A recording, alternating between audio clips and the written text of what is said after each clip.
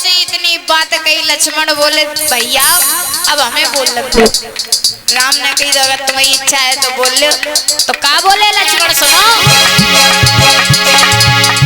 ना जोर कर होती ना जोर कर होती जनकपुरी में बिटिया थी भोर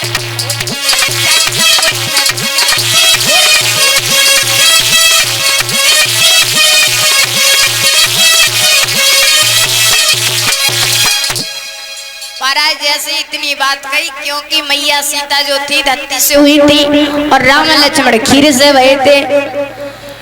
इधर महाराज जब चारों भाई की शादी हुई हंसी उल्लास के साथ में महाराज जनक ने विदा किया। आज महाराज जब बारात लौट करके जब अवधपुरी में आई महाराज अयोध्या बहुत सुंदर सजा दी। जैसे ही महाराज ये बहुएं जब घर में आई तो राजा दशरथ कहने लगे हैं कौशल्या अब आपके पास में एक जिम्मेदारी आ गई। बोले क्या? बोले तुम्हारे घर में बहू आ गई और बहू को रखने का तरीका जानती हो? तो का बोले कि पर लड़कनी बहू जब आए और राखे ने पलक की नाए। महाराज अगर पराई बिटिया आद है तो सास का ये कर्तव्य होता है कि उसकी रक्षा ऐसे करे जैसे पलक की आँख की रक्षा पलक करती है।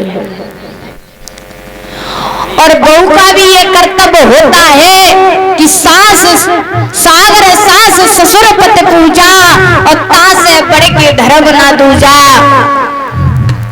अपने सास ससुर और पति की पूजा करें ये बहू का कर्तव्य होता है।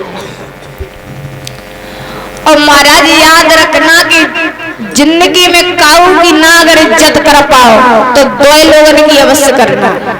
पहली है माँ और दूसरी है पत्नी।